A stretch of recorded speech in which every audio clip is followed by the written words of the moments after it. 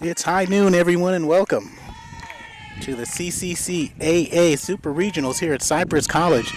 Riverside already down 1-0 in this 3-game series, as Cypress took yesterday's game 9-0 as Carter Williams faces off in the circle against Eliza Sandoval, who got the win yesterday. And welcome to SportsNetUSA.net. Corey Neyland, Mark Pavlovich, Ed Ford, Nora Alvarez on the call here at Cypress College. And this game 2 should be a nice one.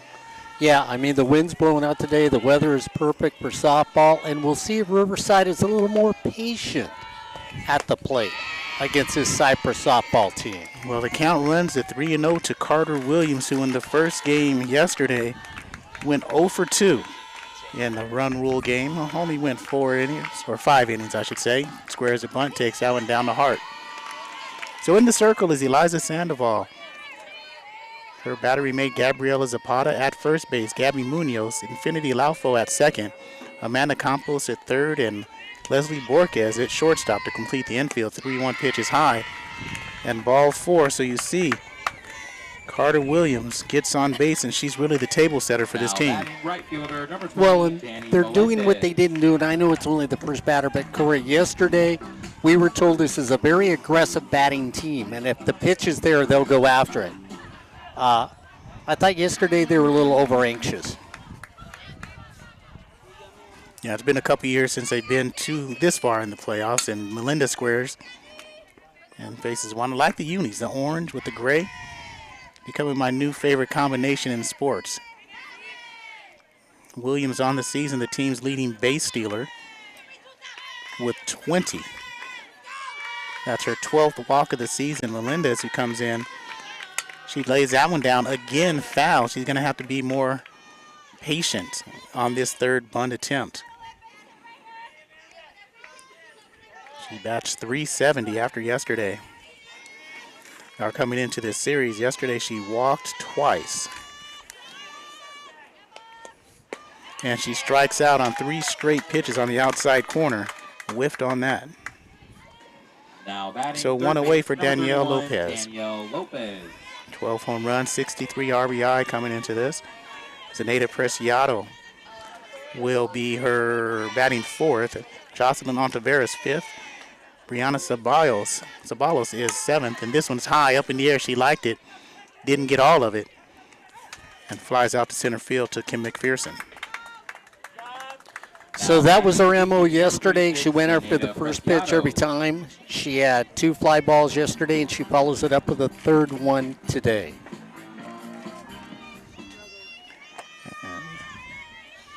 Preciado didn't play yesterday. Zenaida on the season, a freshman catcher, batting .270. Fastball in there. That's Carter Williams at first base. We'll see if she comes and tries to steal second. Try to get this going there. Aggressive team, as you said. There she goes. It's hit and run. That's fouled. Sandoval's got that nice little 2-to-1 strikeout ratio. When you look at her 93 strikeouts coming into this game, 41 walks. So a little over 2-to-1, maybe about 2.2. And won her 17th yesterday.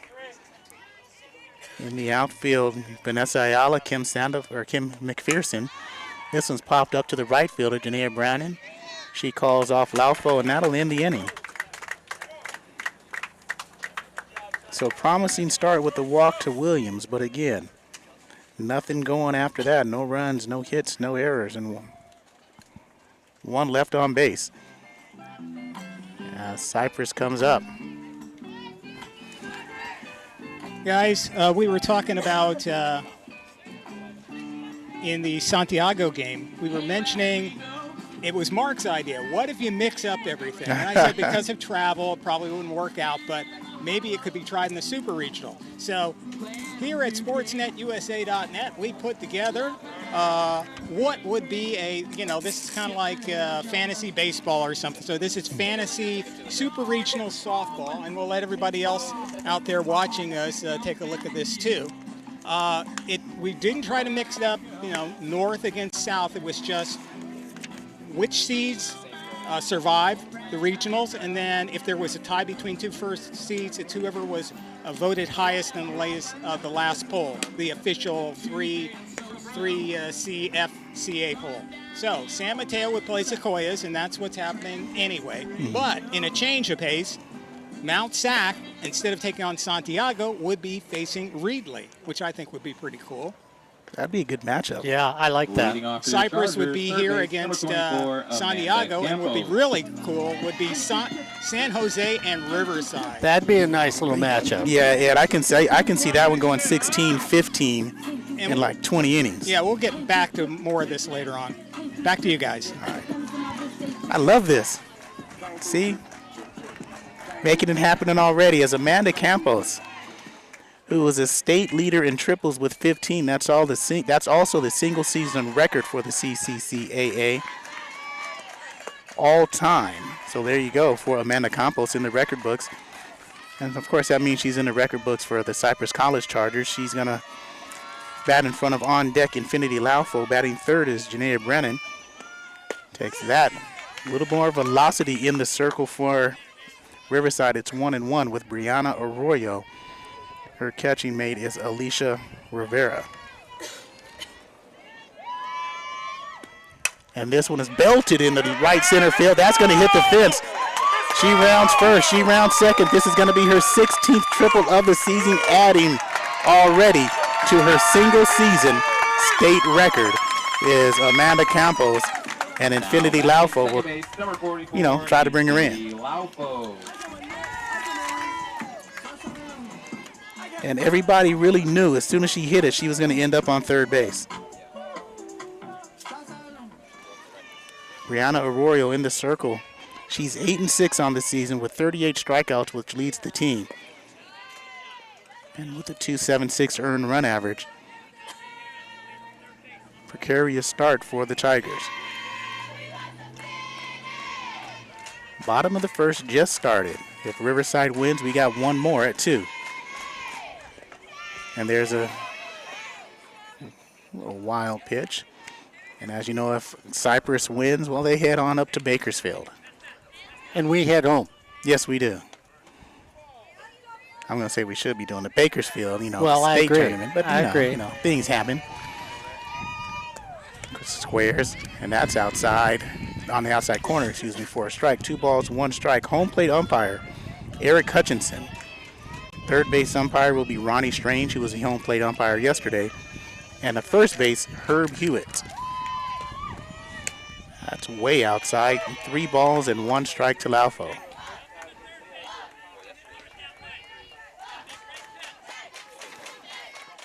.317 hitter coming into the series. Yesterday, she singled 3 times.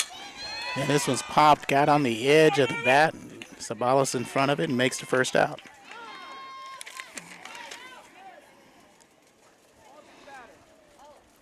And we've got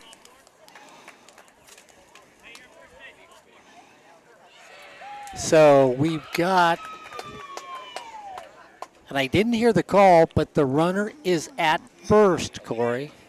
So they call the illegal pitch.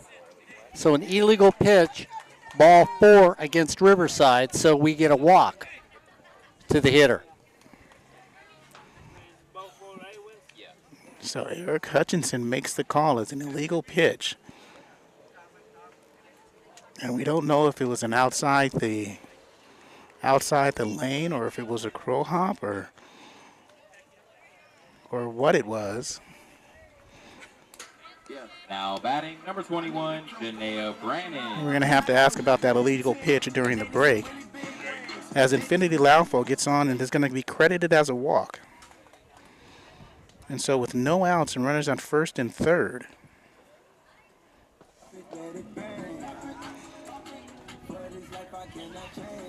and as a pitcher, you can ask what I did wrong. You can't argue it. You can only ask, what did I do? Did I come off the rubber? Now, Corey and I are going to really watch this next move. that hits the outside corner for Janaea Brandon, who was a first-team All-Conference in the OEC, Pitcher of the Year. Had a couple doubles yesterday. 4 RBIs, I believe, yesterday. And she hot shot over Lopez. And that's going to bring in one. How are you going to score it, Mark? Well, nothing was touched, so I guess you're going to be generous and give her a hit. But Corey, a third baseman who's standing there and that ball's taking the hop, and you turn your head, and that's exactly what you had from Lopez over at third base. She turns her head, shying away from the hop, and the ball goes over the top of the glove. That's where, as a third base person, you got to just square up, and if you catch it in the lower lip, oh well. So I'm being generous. I'm giving it a Corey Neyland hit.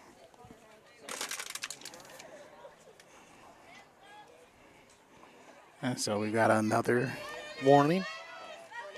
I can't quite tell what it is. 1 ball and no strikes.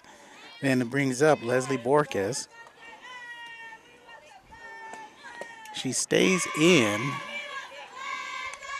And that smudge you see in the circle right by the mound, That's her back foot. that's her back foot. So you see that smudge is her back foot coming through.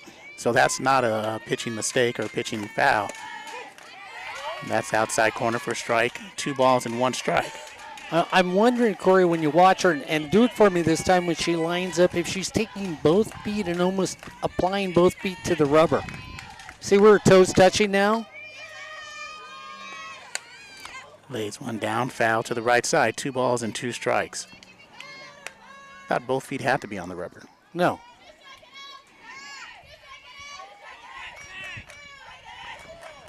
Two and two. Well, when you approach, yeah. But, I mean, watch what she does here. And, again, I'm just wondering if that's what it is, where he's saying.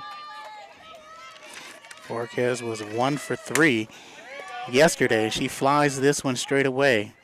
And under it is Palufo. She makes the first out.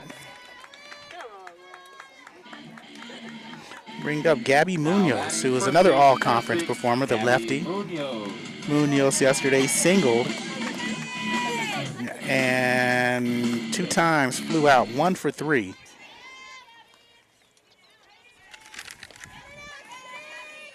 On deck is Eliza Sandoval. She squares, pulls back, low and outside. So 207 down the left field line, 220 straight away. Right field is 209. First base is Jocelyn Ontiveros. She comes in and hits the inside part of the plate. Second base is Brianna Sabalos, and third base Danielle Lopez. Shortstop is Carter Williams. In the outfield, Savannah Folks, Samantha Palufo, and Danny Melendez. I saw speed pitch. There was a drop on the inside, barely missed. 2-1.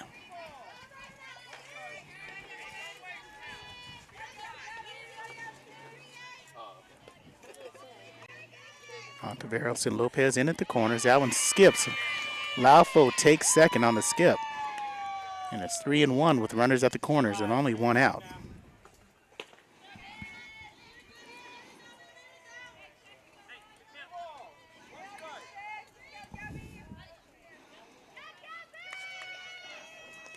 The lefty Munoz has had a very good season.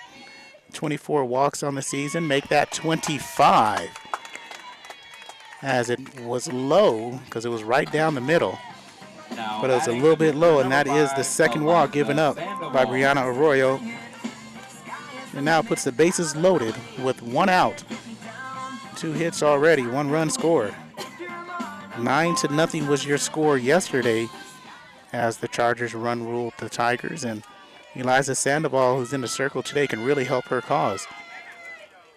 Squares, and there's one, gets away from Rivera, and that's going to score Laufo easily and advance the other runners, Brannon and Munoz, to second and third.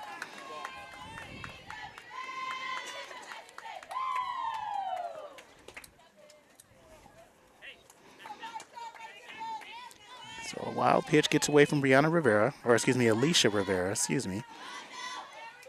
and that brings in the second run of the game. Okay. And then there. Here's the possible reason she got called for an illegal pitch. You were right. Both feet have to be in the rubber. Many times the back toe comes off the rubber, and it's an illegal pitch. So her left foot comes off the rubber. And it's driven into left field. Under it is Folks, and with a good arm, one bounce home. She keeps Brandon at third base from tagging. So go ahead, Mark. Now batting the Oh, well, it left fielder, just number went 11, away, Vanessa but Ayala. you have to have both feet on the rubber, Corey, and what they say many times with an illegal pitch, what happens is the back toe, and when you watch the Riverside pitcher, she has her left foot up in the air where it looks like it's barely touching the rubber. Many times the illegal pitch is called because that back foot comes off the rubber. And therefore, when you start your motion, you don't have both feet on the rubber, it's an illegal pitch. Okay. We don't know if that's what the call was, but from sitting here, that's what can be implied, Hey, what the illegal pitch was. it's as good as explanation as any. So we'll take it. And see, this is why we should be doing the championships next week. Because we just have an answer? Vanessa Ayala, who singled yesterday, bunt singled yesterday, and lined out yesterday. So even I can add that up as 2 for 3 and scored twice. That's in there for a strike. And Corey, I'm going to think that's the call because she was really making an effort to keep that left foot flat. Popped way up and out of play. Gabby Neyland makes a dive for that one, comes up a little short. Gabby stretching out flat, couldn't get it for us. It's cat-like reflexes. Like your cat does. Roll of the eyes. Brandon at third. Munoz at second. Ayala lines one over the head of Williams into the left field. And that'll score Brandon and will also bring home the 4th run of the inning in Munoz. And you're looking at 4 runs on 3 hits in this bottom of the first inning. The DP, number 3, Marissa Montez de Oca. From Marissa Montez de Oca, the designated player, was started in right field yesterday. She steps up with 2 outs here in B1. Singled and scored a run in the second inning yesterday. And tried to lay one down and got thrown out by the catcher in her second at-bat. Well, this is not the start Riverside was looking for. They needed to really hold this Cypress Charger team in check here in the first inning. They were a team that came in 1-0, now 2-0. Really playing well down the stretch. They played well enough as they were sitting, I believe, in 6th place in the OEC with like 2 weeks to go. And then they finished in 3rd place on really playing well, their best ball of the season. And that's outside corner, 2-1. They were 28-14 coming into the series, 9-6 on the road. They were, I had it here, excuse me. They were 9-6 on the road and 17-8 at home. And there's a gapper through the 5-hole. So Montez de Oca gets in the act. Now batting the center fielder, number 2, Kim McPherson.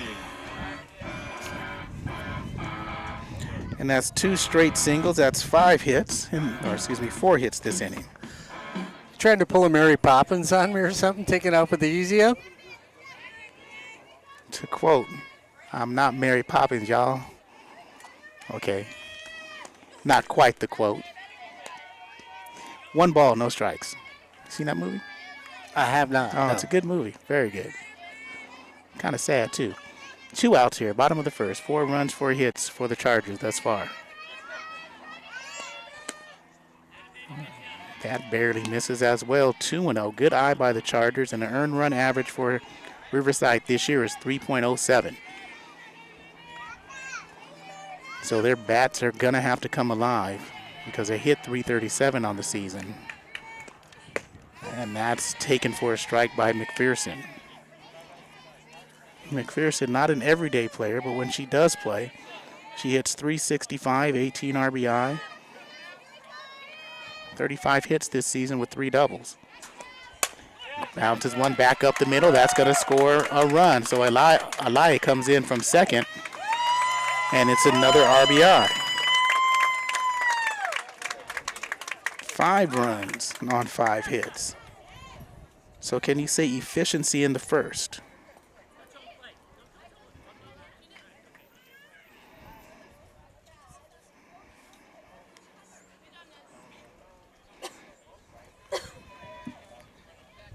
And guys, this has to be really demoralizing for the Chargers, number 24, Riverside. You kind of starting off the game as you did yesterday. Matter of fact, the Chargers are scoring more runs in this first inning than they did yesterday.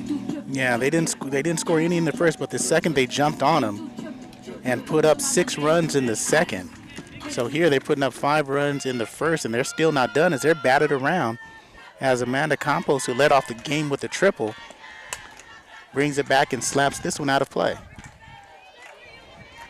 So we were talking to Coach Michelle Dodona for Riverside before the game. She said, what has to change for you guys to win this one? And she did say we have to be, play our game plan. If we're patient, that means we're not getting the balls we like. This one's outside, but we're going to stay aggressive and try to get out there and play our game.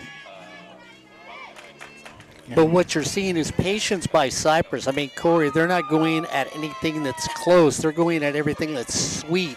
And they are getting the barrel on the ball. Because when they're hitting it, there are no bloop hits in those 14 runs we're talking about. Those were all solid base hits or walks that scored the 14 runs they've scored against Riverside now.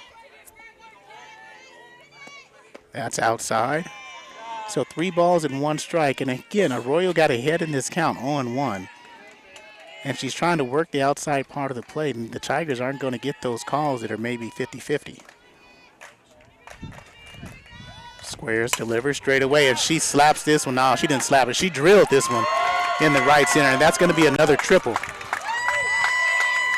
And it scores 2. So Campos, 2 for 2.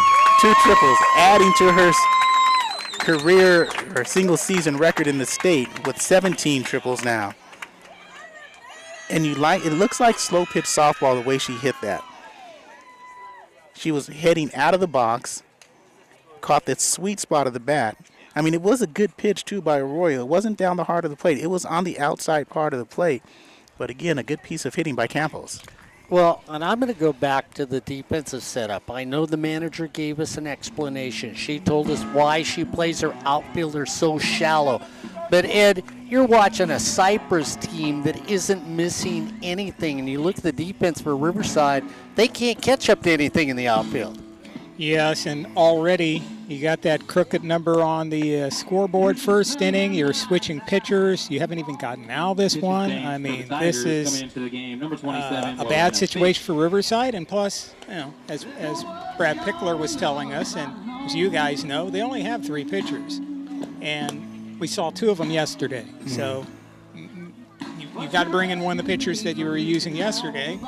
And the Chargers already know that pitcher. So it's really tough here for Riverside. So Lorena Fitch is the pitcher who was 16-5 during the regular season. Had 1 save and a 3.42 earned run average. So Infinity Laufo, who walked earlier this inning and scored a run on that designated walk on that illegal pitch. Otherwise, she would have been out. And possibly we would have been out of the inning. It's 2 outs now. She would have made an out, so possibly we would have been out of the inning. But instead, it's 7-0 here in the bottom of the first inning. 6 hits by the Chargers already. Campos stands at third with her second triple. Looked like a knuckleball. Missed wide, 2-0. And Mark, I will admit, the outfielders are playing deeper than they were yesterday. Not much. No, I think they are playing really deep. This one's hit way into left field, but that's a deep out. And Laufo pops up and ends the inning, but not before major damage is done. The Chargers score 7 runs. So 7 runs, 6 hits. No runs. 1 left on base at the end of 1 full inning. Cypress 7, Riverside nothing. This is CCCAA Super Regionals on SportsNetUSA.net. You know, if I was having problems starting my car the same way Riverside's having problems starting their offense, well, where would I go? Miller Toyota of Anaheim. That's right. New or used cars, the best in Orange County, Miller Toyota of Anaheim. You got to find a part for your Toyota. Where else? Miller Toyota of Anaheim. Or just, I want to just spruce it up a little. I want my Toyota to look better than Corey's. I'm going to go to Miller Toyota of Anaheim. Miller Toyota of Anaheim is a proud sponsor of community college sports, high school sports, but most of all, education. That's Miller Toyota of Anaheim, located at Euclid and the 91. I want to get back to Ed's. Yes, I do Ed's too. playoffs, because I tell you what, okay. I give Ed Ford a lot of credit for putting these up, Corey, because I tell you what, I would take the setup Mr. Ford has for the playoffs this year. Yeah, in San Jose's Riverside would be a great matchup. Palomar, Monterey Peninsula. I love that one, Ed, because I think Monterey Peninsula could come away for a victory against the number 3 team in the area. They just might, because they beat San Joaquin Delta in the first game. Yeah, and sending Antelope up to San Joaquin Delta, that would be interesting too. Yeah. Yeah. Man. And now, top of the second inning. And we have sitting in Jocelyn Ontiveros, the first base person, Brianna Sabalos, and Savannah Folks. Right-hander steps in, and big hitter early on that one. That's a quarter, Mark. No balls, 2 strikes. And for those who don't know, usually it's 1 game on Friday, then 2 games on Saturday. Antelope Valley and Palomar have already played their 2 games. They played both games yesterday. High 1-2 on the rise pitch. And I looked at that yesterday, Ed, and I was thinking, man, was that a typo, or am I just really tired of reading that wrong? And they beat them, I think it was 8-0. Yeah, the second game. Yeah. 2-2. I'm sure Antelope Valley wishes it was a typo, but yeah, they play the doubleheader, and so Palomar is in the state tournament. Antelope Valley had to go home. I believe this is the 4th straight year they're in the state tournament. This one's deep, left center field. Under it is Vanessa Ayala, and she was already playing deep for Ontiveros, and she makes a catch. No, they won it in 2014 or 15, Ed? Number 25, Brianna Sabayo. 15, because Sierra won it in 14. Okay, so this is their 4th straight year in the state playoffs. Yeah, excuse me, the years that Palomar didn't go was when they had those super regionals where there were, where 4 teams would play in the same location, and it was always Palomar's misfortune to be paired with Cypress here at the Super Regional. We did those games, and they just couldn't, they couldn't beat Cypress, so they were denied 2 straight years of going. Yeah, and Montez Dioco, she was in right field to start the inning. Now Brandon comes in, and where she started the game, since it was good calling those games. It's good to see Palomar advance as well. Well, remember last year they faced Mount Sac for the championship. It was Palomar and Mount Sac, and it went 3 games. Brianna Wheeler got the win, and I believe it was 2-1 in that game. And early, Sabalos pops it up, and making the catch is Campos for number 2. And I bet you the rest of the teams in Southern California and in Northern California are going to be glad that Brianna Wheeler is graduating and moving on. So they don't have to face her anymore. She's quite the pitcher. Vanna Folks brings the bunt back. 2 outs in top of the second inning. Already 7 runs put up by the Chargers. Folks yesterday was 0 for 2.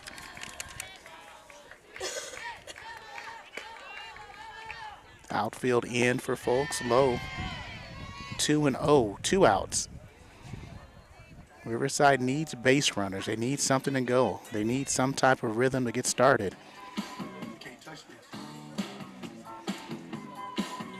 And right now, Eliza Sandoval looking for her 2nd straight win. 17-1 after yesterday's victory.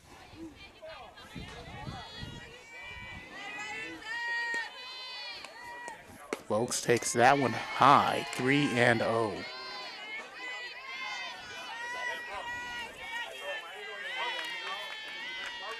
She went to Yucca Valley. The Yucca Valley Trojans is where she spent her prep career and takes that at the knees with 3 balls and 1 strike. Yucca Valley wasn't in the Michelle Carew Classic this year, were they? No. Okay. Foul tipped. 3 balls and 2 strikes, 2 outs, top of the second. Gabriela Zapata, the battery mate of Eliza Sandoval, she's one of the better catchers in the OEC. Underrated player. Again, foul tipped, and that's into the crowd.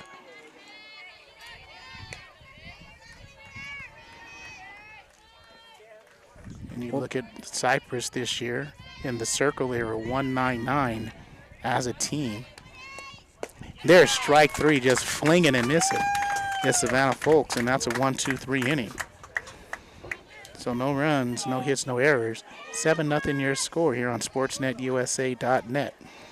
And back to, we're going to finish up those last ones, and that El Camino versus Fullerton. And let me drop a score in. I had San Jose. They're the only team out there that is going with us right now. San Jose in the bottom of the third. They're up 4-0 over Reedley in their game.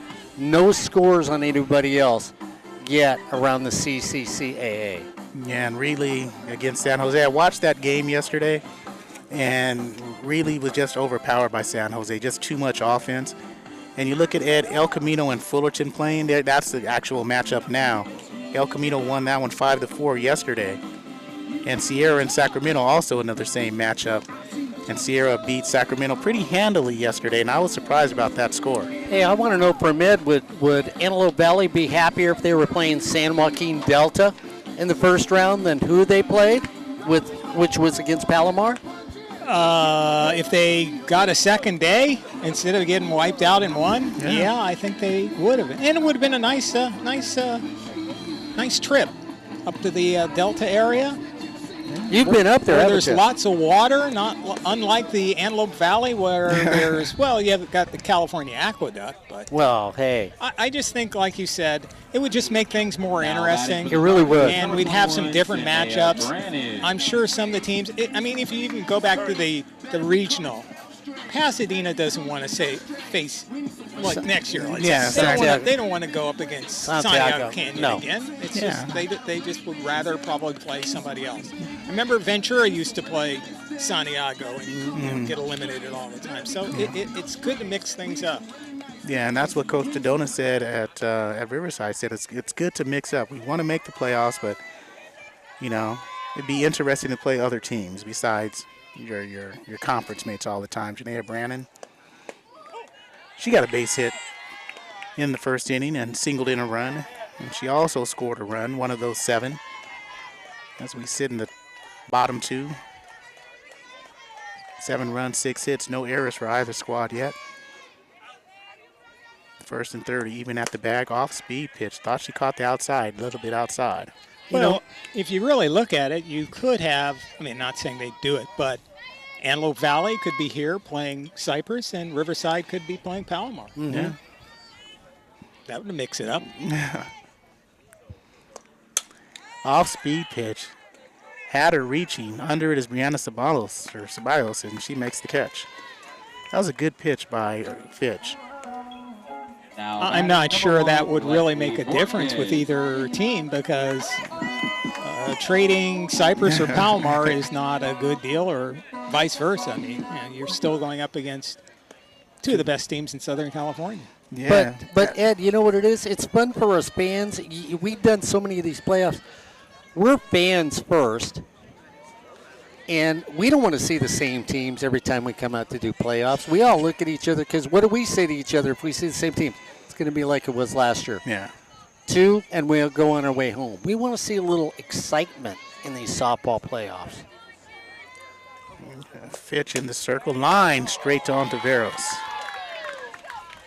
And I don't know if Fitch went to Now batting number Fitch 6, Faith Gabby Academy. Munoz. I believe that's homeschooled, Mark. That's what I was wondering. I couldn't find out about it. Yeah, I believe it's a homeschool, and she played travel ball in the IE. That's Gabby Munoz, who walked and scored a run in her first attempt. She looks like a softball player. Good stance, low, takes that inside. And I watch, is it Sydney Romero from Michigan who was a Yes. good hitter? Okay. Yes. Watch Sydney Romero, some batting practice. Then I watched San Jose yesterday and watched Madison Gallagher hit as well. Same type of tendencies, same type of motion and stance. She flares one in the left, and that is 3 flyouts and an end of an inning. So 3 up, 3 down. You're listening to the CCCAA Super Regional, SoCal Super Regionals on SportsNetUSA.net. What was she batting, Sydney? About 373? No, I don't know, but their stance was similar, their movements were similar, their swing was similar.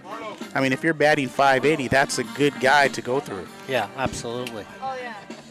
Ed, you know what? When we talk about this and you presenting the change on this, you know, the big question would be, could the coaches actually create this? I mean, I'd love to find that out.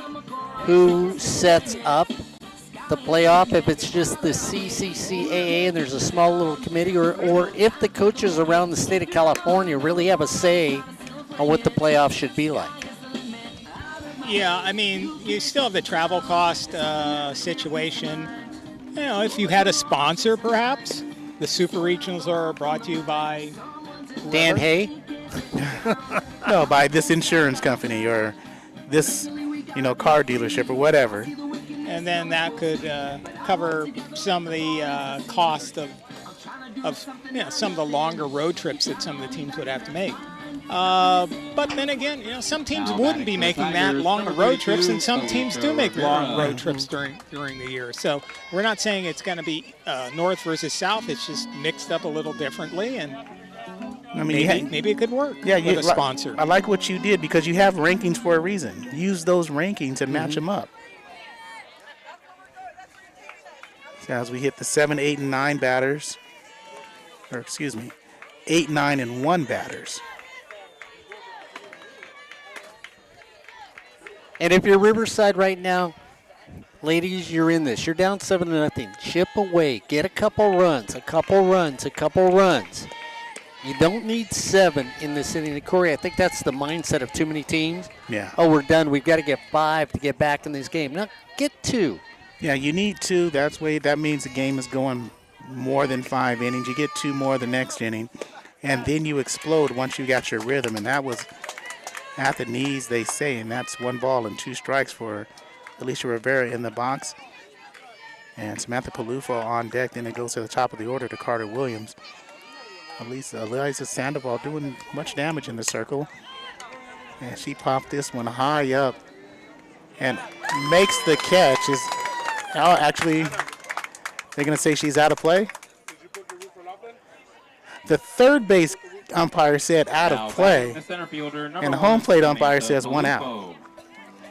And they're going to stick with the 1 out.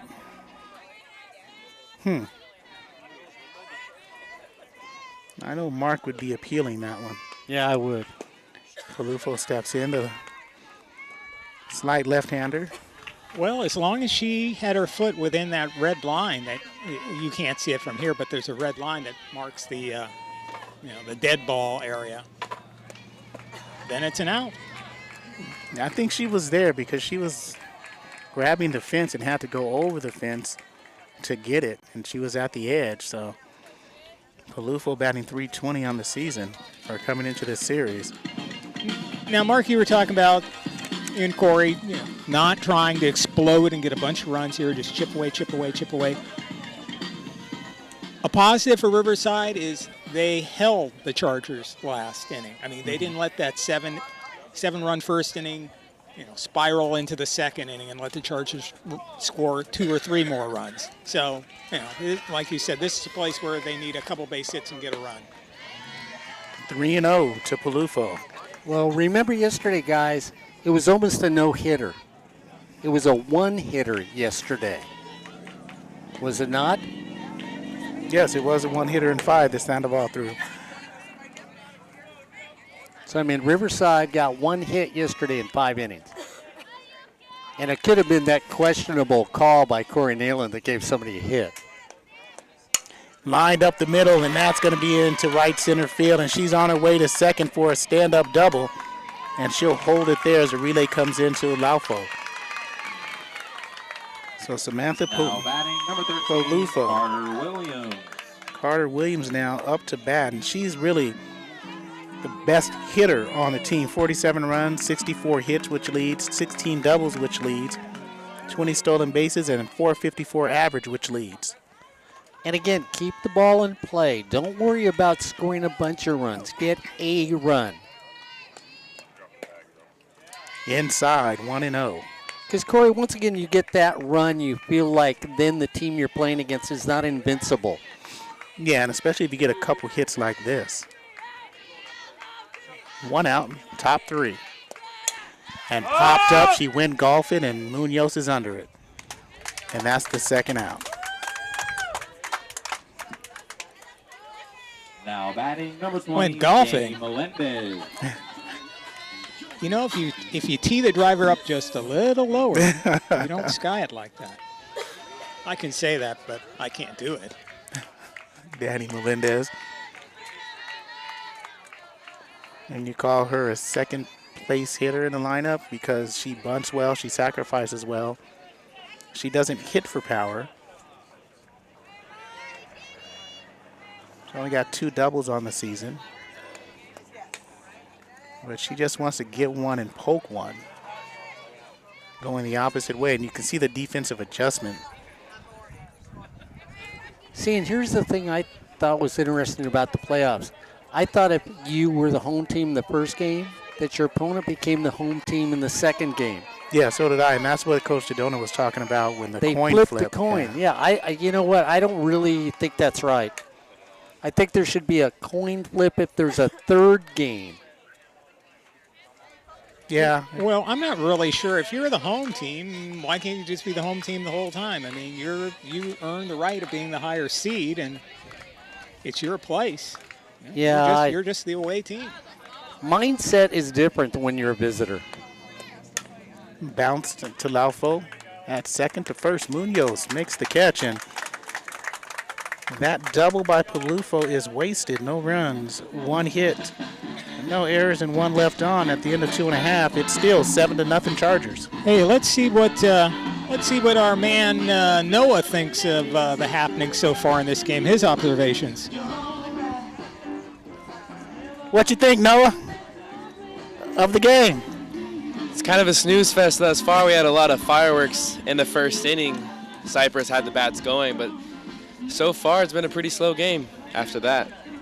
All right, so 7 runs is the fireworks happening. They drills it out because no, there's been 1 hit since then, and that was that double by Palufo. Hey, can I go back and complain? I'm always the complainer. We know that on Friday Night Mics, but I really do. I think there's a difference in the mindsets if you're a visiting team and a home team, Corey. I'm sorry, home team, you have a different feel on the field. You're always going to have that last at bat. And that's why and that's why I agree with you, because there should home team gets that first game as a home team. Yeah, you get that game. The second game, it goes to the visiting team if you want to keep it that way. And you can give the home team back to Cypress the third game. And then you get the home team back to Cypress, because I think that's what they did the last couple of years, wasn't it? I disagree. Major League Baseball, if it's a 5-game series and you get 3 and the other guy gets 2, that's the way it is. This is home. Yeah. See, you're still at Cypress. It doesn't really. Well, I know you get the last at bat, but sorry. I think Cypress is the home team. They're the higher seed. They deserve to always bat as the home team. And I'll give you my political answer after this pitch. Rise ball misses. The political answer is I agree with Mark because, yeah, you should get 1, 1, and 1. I agree with Ed because a home team should be the home team for all 3 games. What I don't agree with is a coin flip. He's waffling again. I'm what not, kind of answer is that? I don't agree with the so coin flip. convoluted, I don't even understand it. I don't Can agree you with the translate coin that for me? flip. The coin flip, no, but you two, yes. I like to keep my options open. Yeah, but then we go back to say, I'm going to take it back and throw it in Ed's face, because then it comes back to the seeding, Ed, that we could disagree on all the time on how teams get seeded. So therefore, because of an arbitrary seeding system, I think it's wrong. Yeah, but you're not going to have any arbitrary seeding system with this because Cypress is the better team all season. They won their conference, so they're the home team. I'm talking about all the teams, though. If the seeding system was proper, maybe these two teams wouldn't be playing against each other right now. Yeah, but Riverside would still be an away team because they didn't finish high enough. And this one's lined in the left field for a base hit by the pitcher, Eliza Sandoval. Hey, what do you say, B? And we've got some scores for you instead of us debating this home team thing. Sierra leading Sacramento City College by a score of 1-0. That's in the bottom of the third. And so who's the home team in that game? Sac City, because they were seated fourth, and Sierra was seated fifth. Reedley leading by a score of 5-0, and that is in the top of the fourth. And those are the only scores. Wait, we got a score from Santiago and Mount Sac. We'll get that in a second. Mount Sac is leading Santiago once again, and that is 1-0 in the bottom of the third. It's the bottom of the fourth. No score with San Mateo and Sequoias. That's kind of a surprise. I thought at least one of those teams would have a score. Yeah, we'll go back to that in a second. It's 0-1 to Ayala. She squares, lays one down. Beautiful. On Tavares over to first, and got her. And we have no score for El Camino and Fullerton. And, of course, Monterey against San Joaquin Delta. I'm not sure when we will get a score from that one. I saw a pigeon flew by earlier. Okay. I thought maybe since it's in the Delta, maybe a mallard duck may be I was thinking as the crow flies, that's when you get the score. Crow, mallard duck. So you'll get that score later on today. 1 out on a 3-4 put out. And Ed, you talk about that San Mateo Sequoias game. It was only 1-0 yesterday. Emily McAdams was in the circle, and it was 1-0.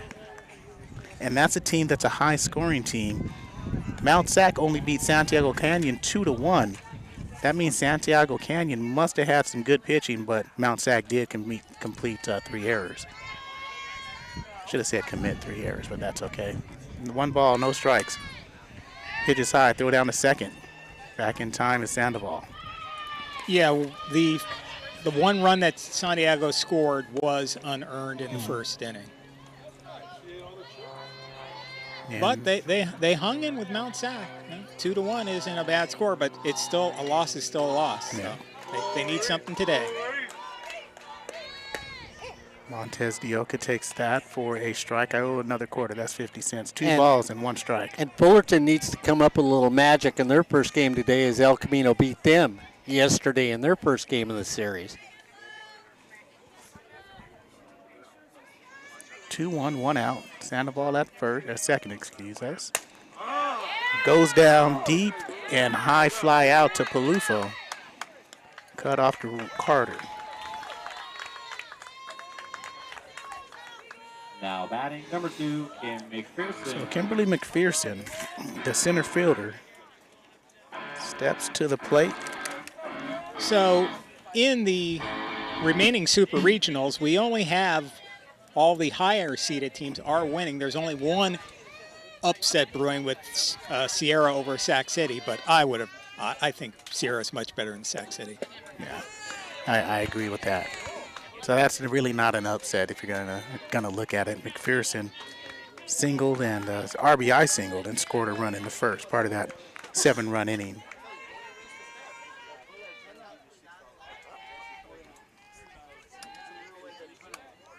Pitch delivers high, 1-1 with 2 outs. I think with Sac City, they really started slow, and then they picked it up at the end. Sierra, for the most part, was consistent.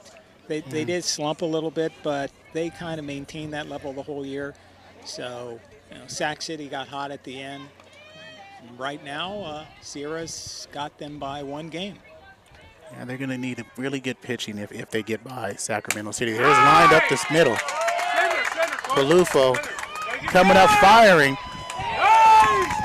And instead of turning to apply the tag by Rivera, Sandoval slides in and scores the 8th run of the game on the 8th hit. Now batting number And 24, Rivera was so Amanda intent Campos. on catching that ball and not letting it pass and throwing down to second, she just thought Sandoval was already there. Well, look where she set up to catch the ball. She went on top of the plate, which means she goes out in front, which is a sweep tag to get the runner. That you need to, as a catcher, wait for the ball, Corey, on the plate or behind the plate so you can make the tag. And popped up, and this is out, well, not quite out of play, but hits the fence. Amanda Campos, who has 2 triples already, gets another attempt. And I think you're right. That sweep tag would have made it much more difficult because it was a perfect throw by Palufo in right field. I mean, if she's staggered a little bit better, she doesn't have to block the plate. No. She just needs to be staggered so she can swoop that tag through. Oh, 1 pitch is in the dirt, 1-1. And for anybody who's played the game of softball, you know it's all positioning. It's how I line up on a bag, how I present my body as a defender. And when you look at what she did, she basically gave up on the option to get the runner at home plate by going out in front of the plate to take the ball. Ooh, I'd give that a strike just for the prettiness of it. 2 balls and 1 strike. And not picking on her, but that's maddening for an outfielder. When you make a pretty throw to home and your catcher comes above the plate and you think, if you'd have waited for a second of a bounce, we could have gotten the runner. Yeah. Fitch delivers fast. Up high, Lopez giving chase, and that's going to be an out. So you know what? That last play that you were talking about, Ed, about Campos made, that was the right play, I guess, because she went way deep to get that out. So, yeah, I think that line is farther over than the third base umpire thinks it is. And as you said, on that one, it was wasn't even close. More towards that line. So, well, guys, a good call by the home plate umpire. Ed, let's go back to the El Camino game. Corey, let's go back to the El Camino. Diamond Lewis went even farther out in that direction and made an over-the-shoulder catch, which we lost because of where she went. And I even said to you, Ed, she's in the out-of-play territory. She was so far over there, but I'm the umpire. Hey, you work that hard to get the out, I'm going to give you the out. You're not hurt. Nobody's hurt. The out happens. And I think the umpires use their discretion on the out-of-play areas.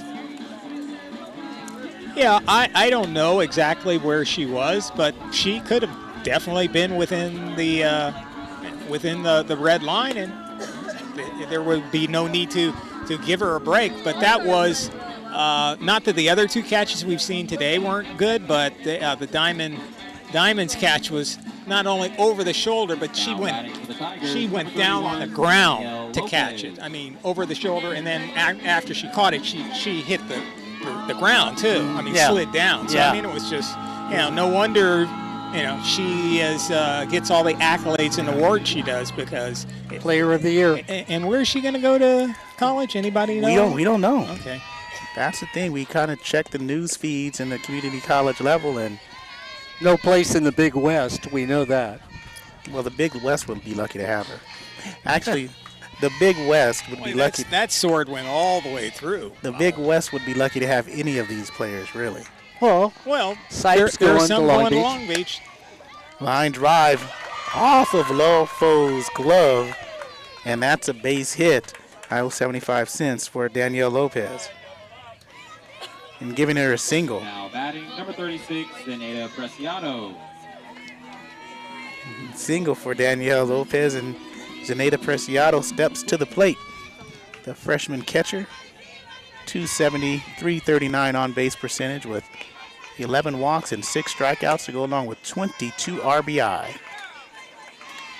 And now if you're Riverside, you want a couple runs, Corey, just to give yourself that opportunity to get to 7 innings. Yeah. And here's where you do it, the meat of the order. Lays one down, and there goes Lopez. Beautiful bunt by Preciado. Wild throw by Campos, and Lopez ends on second. Preciado stays on first because it didn't go out of play. And that is an E5. Now batting number 28. So she reaches base on an E5 by Campos. That was a poor throw. And Jocelyn Ontiveros checks in with the runner in scoring position, trying to pick up her 36th RBI this season, with a .522 slugging percentage. Next break, can we go back to Ed, though? Because I know they're going to change the playoff system, and I always like to have Ed remind us what they're going to do next year when it comes to playoff time. Well, next year will be The same? Yeah, there's no change. The only change has been 8 teams, 4 from the north, 4 from the south, and that started last year. The only change this year was the change of not Mount Sac hosting. Mount Sac decided they didn't want to host, and it's moved back to Bakersfield once again. Okay. I thought there was going to be, but I thought we had a change coming up in the playoff forum. Well, we don't. We don't have the format changing at all in the next couple of years? I don't think so. Okay. And this one's fouled way out of play. Ontiveros got to her pitch, but she was way in front. Well, unless they take our suggestion and mix up the teams after the regional round and have northern teams playing southern teams, but I think you got to try it at least 1 year. We don't have any kind of suggestive power with the people in Sacramento. None whatsoever. But still, they should try it. Where did I just get cut on if I'm the... Again, ahead of the pitch. Ontiveros looking to put 3 runs on the scoreboard right now with 1 swing at the bat. 1 ball and 2 strikes.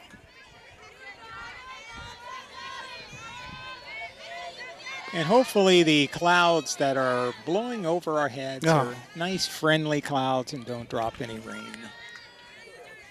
Yeah, because you guys are going to have a lot of running to do. I'll be sitting here watching.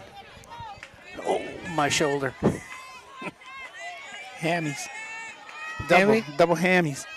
1 ball, 2 strikes, no outs. Sitting the top of the 4th inning. Rise pitch rises above the helmet. 2 balls and 2 strikes. I don't think you can come anywhere near the middle part of the plate or inside against Ontiveros in this at bat. Keep it on the outside, make her chase. There's one into left field. Ayala under it. Tagging is Lopez, and she's going to score from third. And that'll be the first run of the game for the Tigers. So it is now 8-1. Chargers. Now batting number 25, Brianna Ceballos. And Corey, it was a good pitch. She did have a good swing on it. The unfortunate thing, she didn't get enough elevation. If she'd have got a little more elevation, you'd have had Ayala from Cypress running backwards to try and track that ball down. Yeah.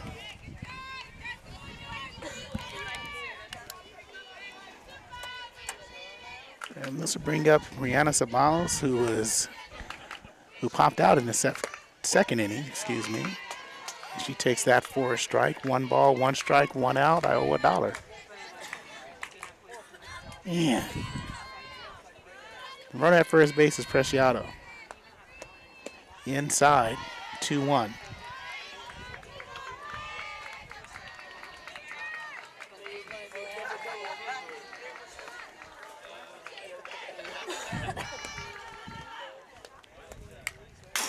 Out in front is the second baseman wearing number 25, as you see.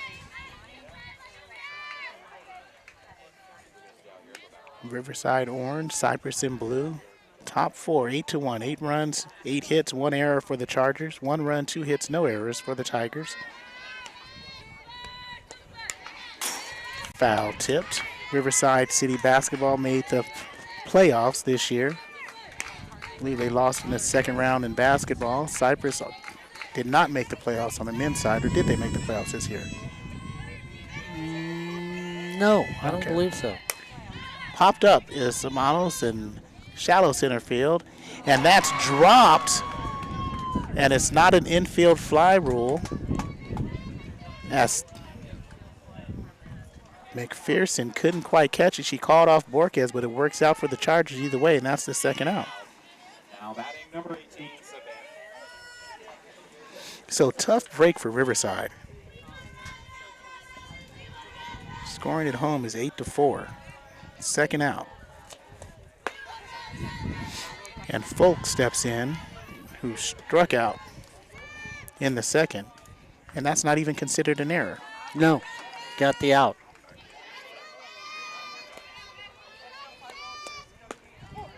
So do you call it a fielder's choice or a hit?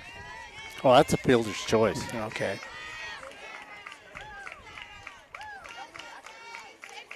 So we're still sitting at 2 hits for Riverside with 1 run. Slapped up, popped up, and that's trouble again. And diving catch made by Infinity Laufo. All the way from second base. When you watch this on the archives, you're going to love that play because she was shaded over from second base, and you see it right there. As it was excellent. Yeah, if it wasn't for the camera work of Noah, we wouldn't have gotten that shot. So, Man. So if you're going to look at the box score tomorrow, you're going to see that the official scorekeeper of Riverside gave that last play a hit. But if you watch that play on sports8usa.net, you have a center fielder that comes in, the ball drops off the glove. That would have been an error if she couldn't complete the play, but she makes the shovel throw to second, which makes that play a fielder's choice where she buys herself out of the air, because the only way it becomes a base hit is if she drops that ball, Corey, and tries to throw the runner out at first base and can't complete the motion. So Lorena Fitch still in the circle for the Tigers. Rivera, her battery made onto Veros right to left with Sabalos, Williams, and Lopez. Right to left in the outfield, Melendez, Palufo, and Folks. And we have the official scorekeeper after I explained that with him sitting next to me. He's going down to the dugout. He's going to get an official explanation to see if he scored it right. But I'll still argue to anybody that's what it is. That's what the call should be. It's not a hit. You glove the ball. You drop the ball. You shuffle it to second base. It's not a base hit.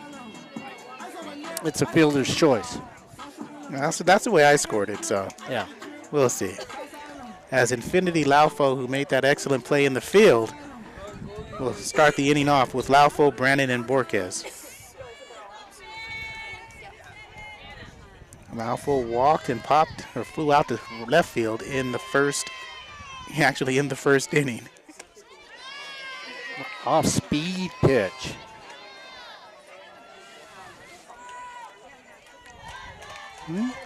That was a ball. I know, but it was a pretty off-speed pitch. 1-0. Another.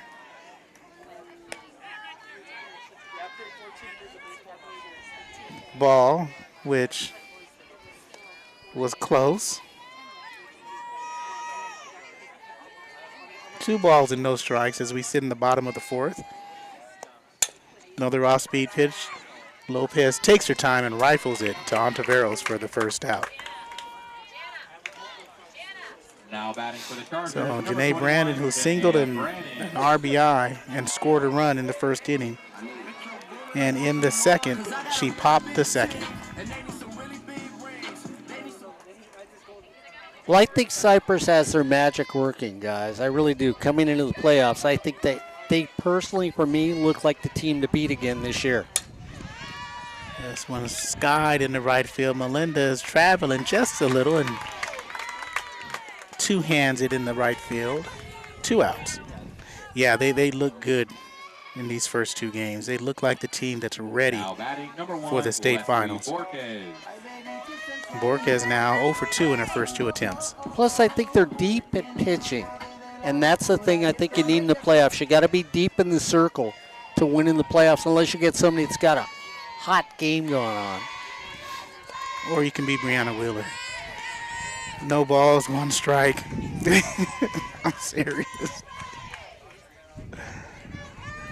She is really a good pitcher. I haven't had a chance to watch Emily McAdams this year. Well, we've been watching Brianna Wheeler for 2 years now. It's special. Ground ball to Carter Williams. Slings it to first, and that'll end the inning. 1, 2, 3. You are listening with 8 runs 8 hits, 1 error for Cypress, 1 run, 2 hits, no errors for Riverside. This is the CCCAA Super Regionals on SportsNetUSA.net. You know, when you say you've got things going on and that you're purring, just like you're purring down the road with that car, and then all of a sudden you hear that, what was that sound? Especially if you're riding with Corey Neyland. Well, what do? You look for a new Toyota. And where would you look for that new Toyota? Well, there's only one place to go. Take the 91. You're going to head towards LA. You're going to get off at Euclid. You make a left-hand turn, and down on the right-hand side, as soon as you get off the freeway, it says Miller Toyota of Anaheim. No better place to go for a new car. Nicest people in the parts department in the whole world, and you will get the deal of a lifetime. So the next time you're out there driving around looking for a new car, we'll go to Euclid in the 91. Miller Toyota of Anaheim is a proud sponsor of community college sports, high school sports, but most of all, education. That's Miller Toyota of Anaheim. Let's check out the Super Regional scoreboard now in the top of the 6th inning. Still no score. Sequoias and San Mateo, that game in San Mateo. And they have a lovely softball facility there. Yeah, they do. Bottom of the 5th inning, Santiago Canyon has tied things up. It is a 1-1 score with them and Mount Sac. Of course, this game, it's 8-1 Cypress, and San Jose still leading Reedley by a score of 5-0, bottom of the 5th. First pitch from Sandoval, who's in the circle, delivered to Rivera outside and high.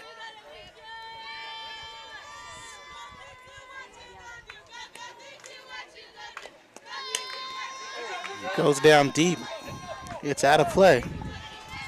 Straight back, 1-1. Rivera's a .221 hitter. Make that a .291 hitter with 5 home runs. Let's update that Reedley San Jose score for you right after this pitch. Lined in the left field, Ayala shanks it out of the air. It is the bottom of the 5th inning, and it's San Jose 7, Reedley nothing. And it's 2 outs with the Jaguars having a runner on. One more hit brings in a run, and it's run rule time, and San Jose moves on. I think that might happen, Ed.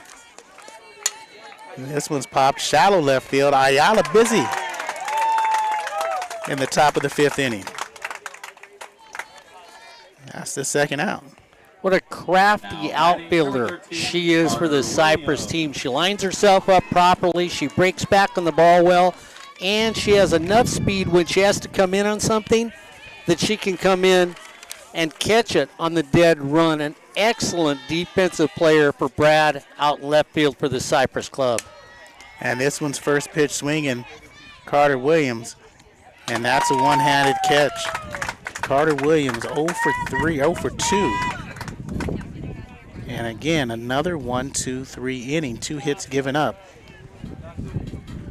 by Eliza Sandoval, and it's still 8-1 heading to the bottom of the 5th. Well, if you look up the scoreboard, Mr. Neyland, do you look at the scoreboard? Yeah, 2 hits. 2 hits. Yeah. So I guess we were right on that fielder's choice call, weren't we? I think we were. And you talked about player of the year, Mark. Oh, I tell you what, there's some quality players out there, isn't there? Madison Gallagher at San Jose, 576, first in the state. Second in the state, 125 total bases. Second in the state, 13 home runs. Third with 56 RBI. Fourth, 1,000% or 1 point. And 16-2 in the circle. And you know what the person I want you to talk to? Diamond Lewis? Oh, well, I think Diamond Lewis is the best player in the state. Third in the state in steals, 33 ending the season. 443 average. Go ahead. Oh. 51 hits, 16 doubles, 45 runs, 559 on-base percentage, and 26 walks. It should be all over in San Jose as the Jaguars score another run in the bottom of the 5th inning. It was Brenny doubling to right field with an RBI, and that makes the score 8-0, and that does it. It should. That'll do it. Same here. If Cypress gets 1. Do you know the way to say, I know that song. I'm old enough to remember it.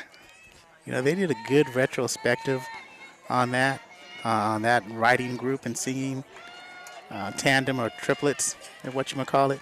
Wait a minute, Dionne Warwick sang that song. I know, but Dionne Warwick and Burt Bacharach, and what was the other guy's name? I forgot. Yeah, let's not forget. Burt Bacharach always gets all the credit. He only wrote music. He didn't write the lyrics. Music, but Hal David. Thank you, Ed. Hal David was the Kind of like people with Elton John. Oh, what brilliant lyrics. No, Bernie Taupin wrote all the lyrics. Yes. Thank you. See, I couldn't remember Hal David's name. That's why I found it fascinating, because I didn't know there were three of them. And Hal didn't get to marry Angie Dickinson either.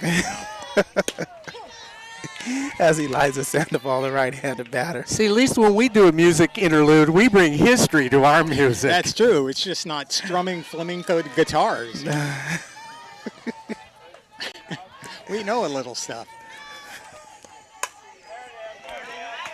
And a hot shot past Williams, and Eliza Sandoval gets her second consecutive hit. Now batting number 11. If I wasn't trying to figure out the finger fret on that song, I'd tell you if that was an error or a hit. That wasn't an error. That was okay. a hit. All right. 9th hit of the game for the Chargers. And which player did you want to talk about, Mark? Because Emily McAdams, Oh, yeah. 26-1 on the season, 10 shutouts, 0.77 earned run average, and that probably dipped a little bit after yesterday. 174 Ks. Opponents only batted 160 against her. She had a 386 batting average. She has scored 21 times, and she stole 21 bases as Mackenzie Cook pinch running for Eliza Sandoval. And an update from Walnut, California, the home of Mount San Antonio College, better known as Mount SAC. They lead the Sanio Canyon Hawks by a score of 2-1. That game going to the top of the 6th inning. Santiago's in trouble unless Riley Stipe comes up with the runner run. Infield in. On to Veros and Lewis at first and third respectively. Off-speed pitch is high and outside. Mount SAC also, the place of Coach Dodona at Riverside. And my cousin.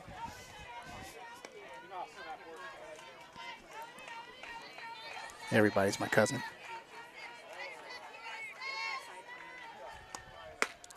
Good off-speed pitch.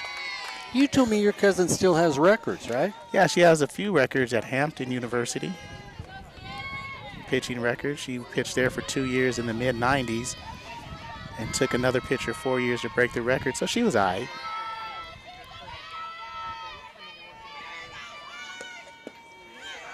Good pitch, a little bit too low, says the umpire. 2 balls, 1 strike. Had a couple records for a couple seasons at Mount SAC, but all the talent coming out of there, they were broke quickly. And that talent came out under the tutelage of Kelly Ford, who's now over at Cal State Fullerton. 2 balls, 1 strike, 1 out. Skipped to the fence, and Mackenzie Cook takes second base standing easily. Wild pitch. You think of how many coaches that are currently head coaches in community college in this area are part of that Kelly Ford Mount SAC thing. There are a lot of coaches that worked under her that are now coaching on their own. Yasmin Mochadeghi at Southwestern, yeah. And I couldn't figure out where I read that name before, and thank you, Ed, because I was looking at that and I was like, I know that name. We talked to her at the Golden West tournament a couple years ago. That's right, and she, former Titan, won the big sluggers from the 2001 team, 2002 team. Cranked out a lot of home runs. Line drive base hit for Vanessa Ayala. Mackenzie Cook is going to stay at third. Can you say slice? No, that wasn't slice. What's a good adjective for that hit? I think an adjective for it is the sword is hanging over you and the rope is just about cut, because one more run here. I mean, you've got only 1 out. A fly ball can win this. Yeah, so the sword of Damocles is presented by Vanessa Ayala, and Mercedes Orozco is trying to complete it. And Mark, you look at Tiana Bolin, who had 63 runs. That was first in the state for Foothill.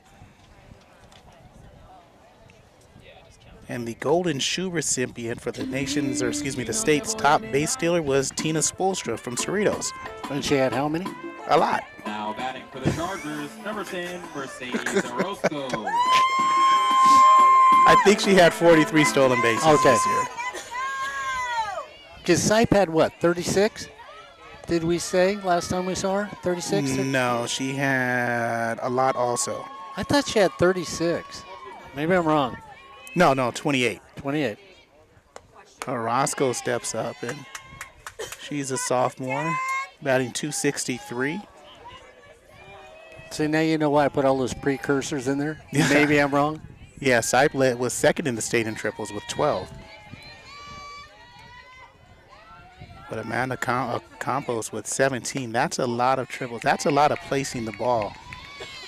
You know what Mark would probably do in this situation? Yeah, I would. Yep. I was looking for it, Ed. Nice little push bunt. There we go.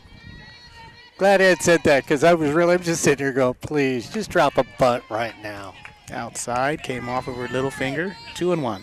Well, that would be some way to end it. Yeah, it would be. People would be screaming. But Brad is a fundamentally sound softball coach. I mean, that's what I love about watching him coach. And as a third base coach, Corey, he loves to run people. 8-1 is your score, and there's the ball game.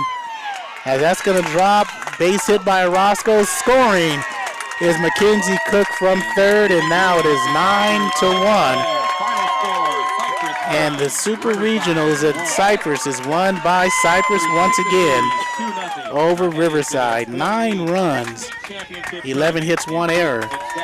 1 run, 2 hits, no errors. And guys, going to take a minute to discuss what we think may happen. Well, I'm going to give the victory to Brad Pickler because he brings up a batter that's batting in .260. He lets her pinch hit. And why does he do that? For the simple reason, he's getting ready for Super Regionals. He wants everybody on his bench to be involved in Cypress softball. And Corey, you know, other coaches, other managers wouldn't do that. They'd stick with their over 300 hitters so you'd win the game. Brad Pickler once shows you why he has won 9 state championships and ready for number 10 because of doing what he did right there. And why would I want to play for Brad Pickler if I was a young woman in softball? Because you know what? I know I'm going to get a chance to do something that everybody's patting me on the back for, and that's why you practice all day long. That's a Brad Pickler victory, even though the score was 9-1. So again, Cypress moves on to their how many straight state championship playoffs that they've made now? 2,563? No, I mean, let's see. 2018, 2017, 16, 15. State tournament final 8. Oh, they missed 14 and 13. So this is the 5th straight year that they've made it. And again, 4 consecutive OEC championships, 5 consecutive OEC championships. They missed in 2014. Yeah. The championship. You know, and Ed, I'm going to go back to you before we get off the air. You've come out to enough softball games, but you've seen enough Cypress softball. And everybody, we do it often. Oh, they don't look as good this year. Oh, they didn't win as many as they did last year. Oh, they're in trouble. I've got to ask you, we've been out enough. What's your opinion of this Cypress team, and where do you think, if you had to put down the odds, where do you think they're going to end up? They've got to be one of the favorites. They didn't do it last year, but maybe Brad Pickler can get them off to a better start because last year in the state tournament, they lost the opening game. They lost to Sierra or somebody like that. They lost one of the Northern California teams, I think it was Sierra.